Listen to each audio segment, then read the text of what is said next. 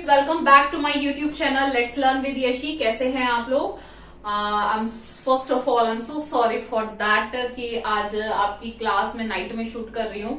Hopefully I will try to upload this at night, but sometimes ना night में uploading वगैरह में कुछ प्रॉब्लम आती है मेरे इधर पे ना। मॉर्निंग में मैं क्लास शूट करके अपलोड कर देती हूँ तो बहुत फास्ट हो जाते हैं, बट फिर भी I try to upload this at night. Okay, चलिए स्टार्ट करते हैं क्लास को। आज की आपकी वोकैबुलरी की क्लास नंबर 30 रहेगी। मैंने बोला था वोकैबुलरी की 40 क्लासेस होंगी, जिसमें आज क्लास नंबर 30 है।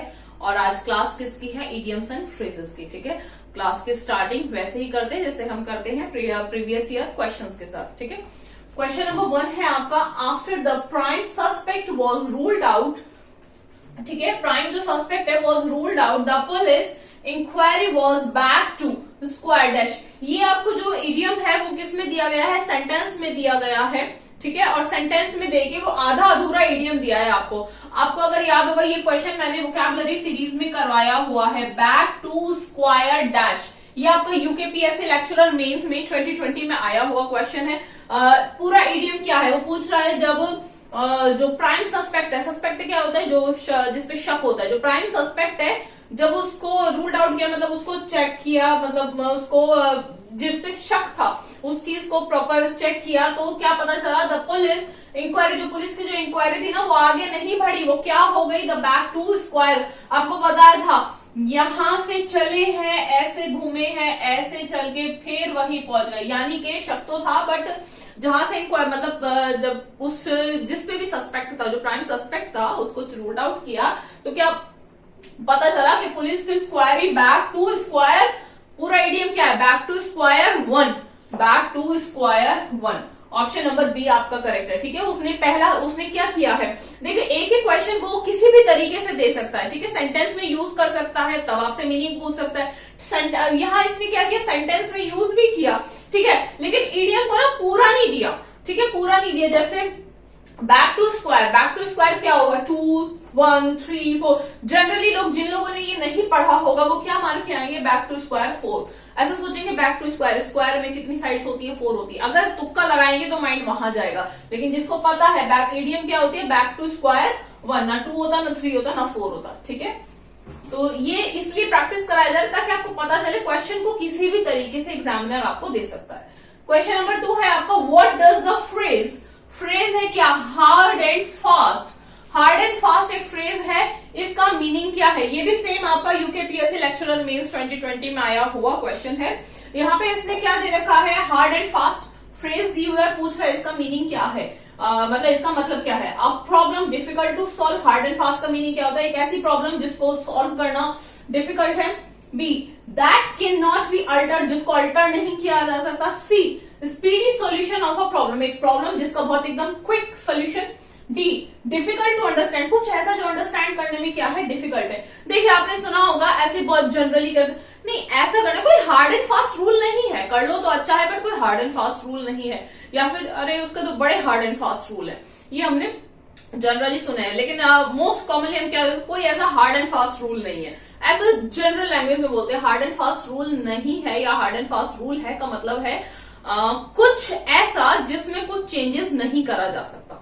ठीक है, हार्ड एंड फास्ट का मतलब क्या? कुछ भी रूल है या कोई भी बात है जिसमें क्या नहीं करा जा सकता? चेंज नहीं करा जा सकता। देखिए, मैच करते कौन सा है? प्रॉब्लम डिफिकल्ट, प्रॉब्लम और डिफिकल्ट सोल्यूशन की तो कोई बात ही नहीं हो रही, ये भी नहीं है। Speedy solution of a problem का स्पीड सॉल्यूशन, उसकी बात भी नहीं हो रही है। डिफिकल्ट टू अंडरस्टैंड, कुछ समझने में प्रॉब्लम, इसकी भी बात नहीं हो रही। बात क्या है? That can not be Altered, पर इसने वर्ड क्या यूज किया है? अल्टर्ड। अल्टर्ड का मीनिंग भी वही होता है, चेंज करना। कुछ लोग नए होंगे, उनको अगर प्रॉब्लम हुई अल्टरेशन, आपने देखा होगा सूट वगैरह हम लेते हैं या मार्केट से जो बॉयज हैं वो भी शर्ट या ट्राउजर वगैरह कुछ भी लेते हैं, अगर वो फिटिंग सही नहीं होती तो आप क्या बोलते हैं? टेलर के पास इसको अल्टर कर दो, ऐसे बोलते हैं ना, इसको अल्टर कर दो। अल्टर कर दो मतलब काट छाट करके उसमें चेंजेस करके उसको फिट कर दो। ठीक है, तो अल्टर्ड का मतलब चेंज से हो गया। ठीक है, यानी कि that can not be Altered. आप चीजों को जितना अपनी कॉमन लाइफ से लेकर जोड़ोगे, जितना उससे इमेजिन करके, रिलेट करके, कनेक्ट करके जोड़ोगे, उतनी चीजें आपको लॉन्ग टर्म के लिए लर्न होगी। ठीक है, अल्टर कुछ ऐसा जो अल्टर नहीं किया जा सकता। अल्टर नहीं किया जा सकता मतलब उसमें चेंज या काट छाट कुछ नहीं करा जा सकता। ठीक है, क्वेश्चन नंबर 3 है आपका, टू वेदर द स्टॉर्म। आपका जो फ्रेज है वो क्या है, टू वेदर द स्टॉर्म, ये आपका इडियम है। ये आपका आरपीएससी लेक्चरर 2018 में आया हुआ है, आरपीएससी में जो लेक्चरर का एग्जाम है 2018 में, उसमें आया हुआ है to weather the storm. To weather the storm का मीनिंग क्या होता है, टू विदस्टैंड हैवी रेन्स, मतलब हैवी रेन्स को बर्दाश्त करना, to survive a crisis, to survive मतलब जो क्राइसिस है उसको सर्वाइव करना। Option number C, I hope शायद आपको दिख नहीं रहा है, आई थिंक, लेकिन ऑप्शन नंबर सी क्या है, to create a crisis, crisis को मतलब संकट को क्रिएट करना। या फिर डी ऑप्शन है none of the above, none of the above तो नहीं है, ठीक है। क्या है, to weather the storm, to weather the storm का मीनिंग क्या होता है, to survive a crisis. Crisis मतलब संकट में भी क्या करना, जीवित रहना या बच जाना, सर्वाइव करना, ठीक है, टू सर्वाइव अ क्राइसिस, ठीक है। आज के आपके हो गए 3 इडियम्स, वो भी पीवाईक्यू वाले। बैक टू स्क्वायर वन, ये आपको रेगुलर क्लास में कराया हुआ है मैंने, ठीक है। हार्ड एंड फास्ट मीन्स कुछ ऐसा that can not be altered, और टू वेदर द स्टॉर्म का मीनिंग क्या है, to survive a crisis, crisis में भी क्या करना, बच जाना या सर्वाइव कर जाना मुश्किलों में भी, ठीक है। चलिए आते हैं आपके रेगुलर क्लास पे।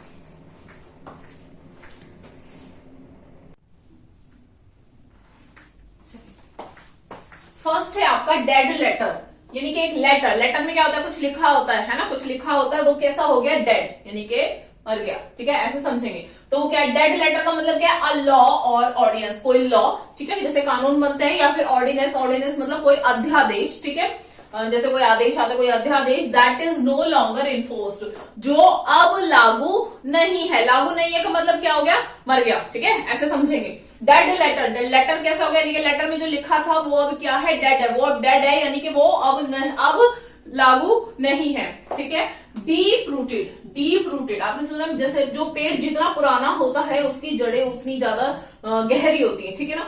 तो डीप रूटेड उसी को माइंड में रखे करो। डीप रूटेड यानी कि एग्जिस्टिंग, कोई रहता है, किसी को है, फॉर अ लॉन्ग टाइम, किसी एक जगह पर बहुत लंबे समय से रहता है। जैसे एक पेड़ है, पेड़ क्या होगा, ऐसा थोड़ी मूव करता रहेगा, एक ही जगह पर बहुत पुरानी जगह, बहुत पुराने टाइम से, तो उसकी जड़ें कैसी हो गई, बहुत गहरी हो गई, यानी कि डीप रूटेड का मतलब existing for a long time, बहुत लंबे समय से वहां पर है, वो अपनी एग्जिस्टेंस वहां पे रखता है। एंड डिफिकल्ट टू चेंज, और उसको उसकी जगह से हटाना बहुत मुश्किल है, ठीक है। थर्ड है आपका डेवलप कोल्ड फीट, आपके फीट कैसे होने, कोल्ड फीट आपने देखा होगा जब भी आप कोई आपकी लाइफ का बहुत इंपॉर्टेंट कुछ भी काम करने जाते हैं, या फिर कोई ऐसा समझ लीजिए कोई बहुत इंपॉर्टेंट कंपटीशन आप देने जाते हैं, एग्जाम में देने जाते हो, तो आपके या फिर किसी इंटरव्यू के लिए जाते हो तो आपके फीट कैसे हो जाते हैं, ठंडे हो जाते हैं। ठंडे हो जाते हैं क्यों, टू बिकम नर्वस, आप उस टाइम नर्वस हो रहे होते हो, ठीक है।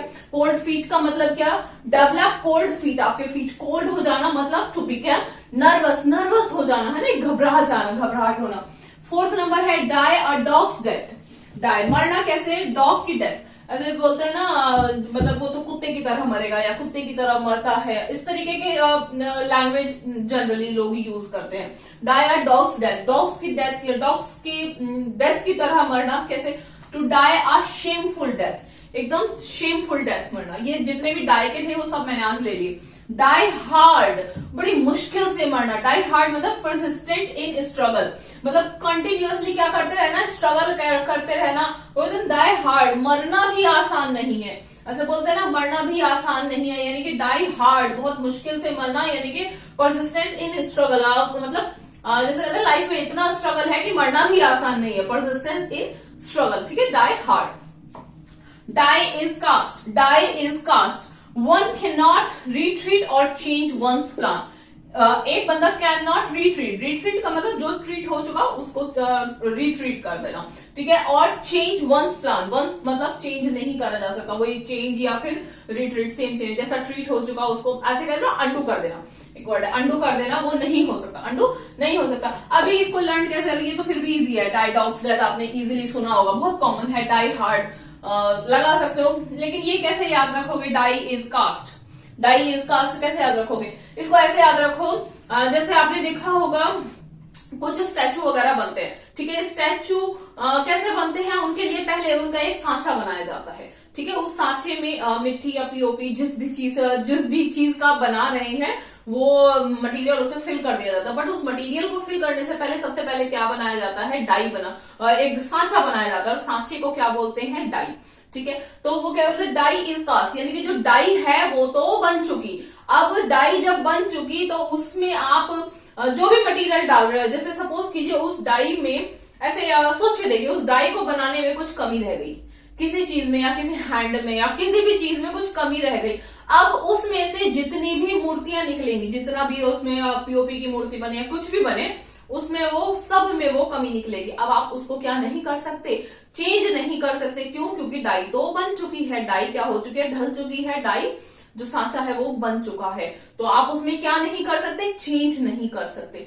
इस चीज को याद रखकर आप क्या करेंगे, रिलेट करेंगे। ठीक है, डाई इज कास्ट, डाई जो है सांचा ढल चुका है, तो यानी कि वन कैन नॉट रिट्रीट, कुछ चीज है जो अंडू नहीं की जा सकती, दोबारा से नहीं की जा सकती, और चेंज वंस प्लान, अपना प्लान चेंज नहीं कर सकता। ठीक है, ऐसा एक सलमान खान का डायलॉग है, एक बार मैं जो कमिटमेंट कर दूं तो मैं अपने आप की भी नहीं सुनता, ऐसा एक है ना। मैं इतना मूवी वगैरह नहीं देखती हूँ, बट फिर भी चलो याद आ गया तो मैंने बोल दिया इसमें। 7th नंबर है डाई इन हार्नेस, डाई इन हार्नेस। ठीक है, अभी पहले समझते हैं ये हार्नेस क्या होता है। ठीक है, हार्नेस क्या होता है, हार्नेस को आप कह सकते हो जैसे कवच, ठीक है, या फिर घोड़ा होता है ना, घोड़े को, घोड़े की सज्जा, कुछ ऐसे बोलते हैं। ठीक है, कवच या घोड़े को सजाना है, सज्जा जो भी है, वो कब करा जाता है, जब उस पे कोई बैठता है, घोड़े पे कोई बैठता है और कोई पर्सन है, वो कवच कब पहनेगा, जब वो लड़ने जाएगा, जब वो किस पे होगा, ड्यूटी पे होगा। ठीक है, अब आप समझे हार्नेस, हार्नेस का मतलब क्या, घोड़े की सज्जा।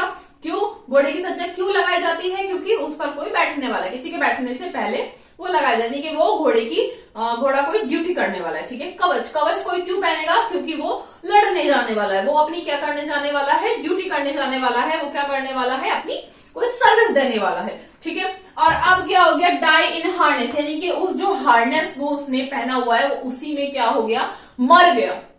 ठीक है, जब तक ये हार्नेस का मीनिंग आपको समझ नहीं आएगा तब तक ये आप ऐसे ही रट्टा मारते रहोगे और फिर भूल जाओगे। अभी हार्नेस आपको समझ में आया, हार्नेस मतलब कोई कवच पहनना या फिर घोड़े का सज्जा तैयार करना। क्यों? क्योंकि उनसे कोई सर्विस लेनी है।